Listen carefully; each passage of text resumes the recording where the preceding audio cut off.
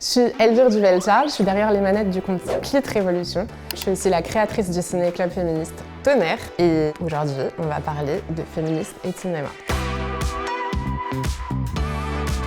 Barbie, grand débat. Grand débat, mais du coup, on va pouvoir commencer par ce maxi disclaimer pour toute la vidéo, qui est qu'il n'y a pas de film féministe à 100% et anti-féministe à 100%. Si peut-être anti-féministe à 100% il y a, mais en tout cas il y a toujours des nuances. Barbie, moi j'ai trouvé que c'était un film qui était très empouvoirant. Le fait qu'il ait été censuré dans plusieurs pays montre que quand même il remet en question l'ordre établi. Il y a des petits trucs qui m'ont chagriné, mais dans l'ensemble je trouve assez drôle le personnage de Ken. En fait moi Ken je crois que c'était mon préféré dans Barbie, alors que autant vous dire que je n'ai jamais joué avec Ken qui ne sert à rien. Mais du coup la découverte du patriarcat de Ken et la manière dont le personnage est dépeint et je trouve extrêmement féministe. Ding.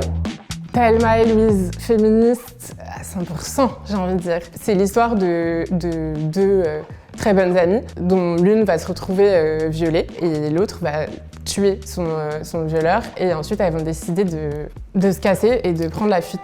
Et en fait, ce qui est beau dans Thelma et Louise, c'est que les personnages, ils sont dans leur relation et décident aussi de quitter leur relation hétérosexuelle et leur cocon familial. Et je le trouve intéressant aussi, puisque d'une part, c'est des femmes qui vont décider d'aller prendre leur autonomie et leur indépendance. Et il est juste aussi, puisque en fait, si on regarde un peu, dans tous les films de road trip où les femmes se réapproprient leur pouvoir, elles finissent mal. Et spoiler alerte, ça se finit mal et bien en même temps puisque c'est elles qui décident de sauter de la falaise avec leur voiture. Et du coup, c'est une manière aussi de gagner et d'être maîtresse de leur destin jusqu'au bout. Et c'est un exemple parfait de la notion de female gaze. On parle beaucoup de male gaze, de female gaze, et c'est la preuve que c'est pas forcément une histoire de genre, mais vraiment de regard, puisque ce film est réalisé par un homme, Ridley Scott, qui au final, un regard extrêmement sensible, je trouve, sur ce film. Et donc, c'est bien la preuve qu'on peut être une femme et avoir un male gaze, et être un homme et avoir un female gaze. Et pour moi, Thelma et Louise, c'est très female gaze. Mais c'est vrai qu'il y a aussi la question qui est intéressante et que pendant MeToo, il y a eu beaucoup cette image-là des femmes qui cherchaient à se venger et qui a été montrée sous un prisme extrêmement négatif. Et ce que je trouve intéressant dans Thelma et Louise, c'est qu'on comprend aussi que d'une part, c'est pas de la vengeance, c'est de la légitime défense. Et d'autre part, que on est en empathie avec ces femmes et c'est un portrait qui est en avance sur son temps, je trouve, et qui est un film qui serait plus attendu aujourd'hui après MeToo, mais qui à l'époque a fait grand bruit d'ailleurs.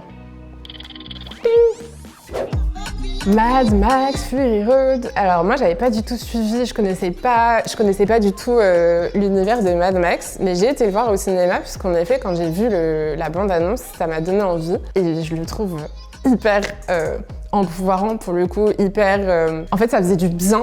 Je me souviens qu'en sortant de la salle, je me disais ça fait du bien de voir des personnages féminins comme ceux qu'on peut voir dans Mad Max Fury Road. Alors en effet il y a Furiosa, mais il y a aussi les femmes avec lesquelles elle va s'allier. On pense au début qu'elle va les kidnapper, mais en fait pas du tout.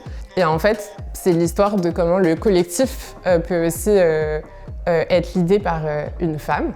Et moi je l'aime beaucoup aussi parce que je trouve que c'est un film qui est plein d'humour, et qui est plein d'humour notamment sur le patriarcat, c'est-à-dire que généralement les personnages assez ridicules sont masculins. Ça parle de plein de choses, ça parle aussi de lutte des classes, Ce qui est intéressant, c'est que typiquement Furiosa, elle est dans des vêtements normaux par rapport à son rôle d'action. C'est pas non plus Lara Croft en mini-short, boots à talons, etc. Donc il y a aussi cette idée-là je trouve qu'elle n'a pas été du tout hyper sexualisée et qu'elle offre un modèle d'héroïne où souvent dans les films d'action, les héroïnes sont quand même très maquillées, très en bombe, etc. Et là, c'est pas le cas. Elle est magnifique, on va pas se mentir, elle est magnifique, mais elle est pleine de boue, pleine de hargne. Et en fait, ce qui la rend magnifique, c'est justement la puissance qu'elle a et le fait qu'elle ait confiance en elle et que ça soit elle qui sache ce qu'elle fait et qui prenne le lead. Et je pense que c'est ça qui la rend sexy. Ding. Virgin Suicide, c'est un film que j'ai revu récemment parce qu'il est ressorti en salle et que j'avais détesté quand je l'avais vu et que j'étais adolescente parce que je comprenais pas trop ce qu'elle faisait, ces filles, je comprenais pas pourquoi elles se suicidaient et de quoi elles se plaignaient. Et en le revoyant en salle, je me suis rendu compte du fait que c'était un film très politique et très féministe. Et je pense qu'à l'époque, je le comprenais pas parce que quand je l'ai vu, j'étais adolescente et que du coup je comprenais pas non plus le second degré parce qu'en fait j'avais complètement oublié à quel point ce film était drôle dans le portrait de l'adolescence que ça dépeint. Je trouve que c'est un film qui parle beaucoup du contrôle, pour le coup aussi de la religion et de l'emprise de la religion sur les corps et du contrôle des sexualités et de l'enfermement des femmes. Et je trouve ça hyper chouette aussi que leur complice ça soit cette bande de garçons qui, à la base, est là plus parce qu'ils sont amoureux un peu de ses sœurs, mais qui sont aussi une porte de sortie pour elles. Et je le trouve extrêmement juste sur la détresse qu'on peut ressentir quand on est adolescente et qu'on découvre nos corps et qu'en fait on se retrouve envahi et submergé par des injonctions, des interdictions. C'est un film que je trouve magnifique. Ding. Nola Darling de Spike Lee, qui a été adapté récemment en série il y a quelques années sur Netflix, il me semble, mais qui est aussi un des premiers films, si ce n'est le premier film, où une femme noire va être montrée comme un personnage désirant et maîtresse de sa sexualité. À l'époque, le film avait fait aussi grand bruit, et ce qui est intéressant, c'est que Spike Lee, ce qu'il explique, c'est que lui, il n'avait pas vu avant de personnage féminin noir, parce qu'on rappelle que les noirs sont arrivés très tard dans le cinéma, qui aient des relations sexuelles et qui soient maîtresses de leur sexualité. C'est intéressant parce que ça, c'est quelque chose, c'est un biais qu'on retrouve encore aujourd'hui beaucoup dans les films, c'est-à-dire c'est un collectif de femmes noires, d'actrices noires qui avait écrit ce magnifique livre qui s'appelle « Noir n'est pas mon métier », dans lequel elles dénoncent le fait que les femmes noires dans le cinéma français sont toujours cantonnées au même type de rôle, notamment le rôle de la maîtresse, le rôle de la migrante ou le rôle de la peut-être babysitter ou infirmière. Mais c'est intéressant parce que d'un point de vue sexuel, elles n'ont jamais le droit en fait vraiment à des histoires d'amour. Et donc c'est intéressant parce que c'est un film qui reste aujourd'hui encore beaucoup d'actualité et encore très rare. Il est encore rare en fait de voir des histoires d'amour avec des femmes noires, notamment avec des hommes noirs. Ding! Boulevard de la mort de Quentin Tarantino. Moi je l'ai adoré, c'est le premier Tarantino que j'ai vu. C'est le premier Tarantino que j'ai vu parce que je sais que j'aime pas trop les films violents. Et en fait, c'est une violence qui m'a fait beaucoup de bien parce que donc, ça raconte l'histoire de ce tueur en série qui s'amuse, si on peut dire, à traquer des femmes et à les tuer avec sa voiture. Le film, il est composé en deux parties. Il y a une première partie où il va traquer un premier groupe de femmes qui va tuer avec sa voiture. Et il y a une deuxième partie, la deuxième moitié du film, c'est lui qui va traquer un second groupe de femmes, sauf que manque de bol, ces meufs-là ne se laissent pas faire, elles sont cascadeuses et ça va s'inverser, attention, spoil alert, ça va s'inverser et c'est finalement elles qui vont le prendre en chasse et lui faire la misère. Je trouve ça beau parce que c'est un film qui est collectif, c'est-à-dire si on compare par exemple à Kill Bill où le personnage du Matterman va se venger du fait qu'on lui ait qu'on ait tué son enfant et qu'on ait essayé de la tuer elle-même, et qu'elle va les prendre un par un, mais en fait, elle est seule dans sa vengeance. Et moi, ce que je trouve super dans Boulevard de la mort, c'est que justement, au contraire, le gang de meufs de la deuxième partie du film, en allant pourchasser le méchant, dont j'ai oublié le nom, mais le tueur, en série, elles vont rendre justice et venger aussi toutes les autres femmes qui l'a tué. Et elles le font collectivement. Et en ça, pour moi, Boulevard de la mort est encore plus féministe que Kill Bill, parce qu'il ne s'agit pas d'une affaire personnelle, mais bien d'une affaire collective. Ding! Carrie! Oh là là, Carrie, je l'ai découvert très tard aussi. Carrie, c'est un film féministe et pas féministe. Dans le sens où, donc c'est l'histoire d'une jeune adolescente qui a ses règles, qu'on voit d'ailleurs, oui, on les voit bien à un moment donné, mais elle a ses règles et elle se fait bully à l'école, elle est harcelée à l'école et donc elle va finir par avoir des super pouvoirs et se venger et tuer tout le monde. Spoil alert. À la fois, je l'ai trouvé féministe dans les sujets qu'il soulève, c'est-à-dire en fait le sentiment d'isolement qu'on peut avoir, le fait... il y a plein de choses qui sont féministes et à la fois, la plupart des pestes, en fait, c'est des filles. Et donc, ça reproduit quand même un stéréotype assez classique des filles qui sont des pains-bêches, quoi. La mère, elle est complètement tarée et c'est surtout, elle a une emprise sur sa fille qui est atroce. Donc, au final, les personnages féminins sont pas hyper cool. Et en plus, Il y a aussi ce truc-là de Carrie dans le livre de Stephen King, puisque c'est une adaptation d'un livre. Elle est dépeinte comme une ado pas très belle, pas très... Il y a un truc qui derrière est moins visible, je trouve, dans le film, et encore moins dans le reboot qu'il y a eu derrière. Du coup, je dirais pas qu'il est anti-féministe, mais je suis pas sûre que je le considérais comme un film très féministe. Ding. Pocahontas, c'est mon Disney préféré. Pocahontas, je dirais même qu'il est écoféministe. Là, je peux faire des spoilers, j'espère que vous avez vu Pocahontas. Pocahontas, ça raconte l'histoire de la colonisation, hein, d'une certaine manière. C'est donc cette femme amérindienne qui est la fille du chef de la tribu. Et donc, elle assiste à l'occupation et à l'arrivée des Anglais. Moi, je trouve qu'il est hyper juste. Je l'ai beaucoup aimé quand j'étais petite et il y a plein de Disney que j'ai adoré et qu'après, quand je les ai revus quand j'étais plus grande, je me suis dit « Oh là là, mais qu'est-ce qu'on m'a mis dans le crâne ?» Et en fait, là, ce qui est chouette, c'est qu'elle va tomber amoureuse d'un colon, mais ça va lui servir aussi à avoir une discussion et à lui dire « Mec, tu t'es pris pour qui, en fait ?» Genre, en fait, ici, c'est nos terres, c'est la nature, vous êtes en train de faire nimp, vous essayez de raser la forêt, enfin, genre, ça ne va pas du tout. Et surtout, moi, ce que j'apprécie particulièrement dans Pocahontas, alors déjà, elle est badass, elle sait tout faire, elle sait faire du canoë, du machin, elle connaît la nature par cœur, elle a tout un savoir et elle n'existe pas... parce qu'on aurait pu la faire exister qu'à travers son père. Mais en fait, elle est presque plus forte que son père d'une certaine manière, puisqu'en fait, c'est vraiment elle qui prend le lead, qui réussit à mettre fin en fait, au carnage. Et par ailleurs, ce que je trouve cool, c'est qu'à la fin, le gars, il prend ses clics et ses claques et il se casse dans son bateau avec les autres colons. Là. Bon, elle est amoureuse de lui, mais justement, elle va pas sacrifier sa vie par amour pour ce mec. Et ça, je trouve ça cool. Après, ils ont tout gâché avec Pocahontas 2 parce qu'après, elle se casse.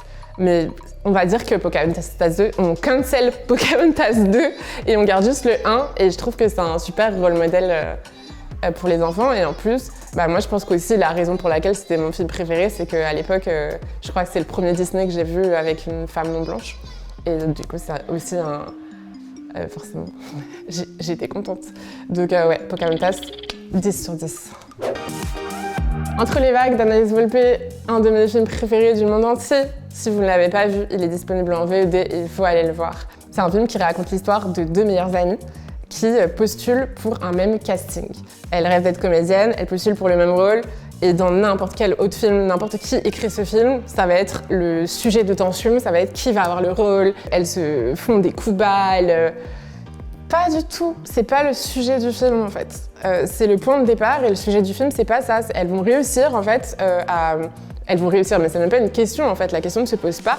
Pendant tout le film, elles sont toujours là l'une pour l'autre, elles sont toujours en train de se soutenir l'une pour l'autre et ça n'empêche pas qu'il y ait un suspense monumental. Je vais pas vous spoiler pour le coup, mais que la tension elle repose sur autre chose, sur un élément externe qui n'a rien à voir avec la manière dont l'une et l'autre se traitent ou avec la rivalité. Et en fait, à aucun moment, elles sont mises en rivalité. Et ça, c'est des modèles d'amitié qu'on montre jamais. Et c'est dommage, parce que c'est les vraies amitiés féminines, quand même, de base, quand t'es amie avec quelqu'un, c'est quelqu'un qui te veut du bien, sinon il faut changer d'amis. Mais du coup, c'est un film magnifique, extrêmement émouvant. Faut prévoir des mouchoirs. Mais allez le voir, c'est vraiment ma meilleure recommandation que je puisse vous faire, recommandation ciné pour Noël, avec vos petits mugs, un petit chocolat chaud, des mouchoirs, et c'est un beau film à voir avec des amis aussi. Ding. Pretty Woman.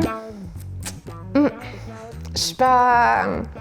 Pretty Woman, c'est un film par ailleurs que j'avais bien aimé et que je revois avec plaisir pour le côté un peu nostalgique de Pretty Woman.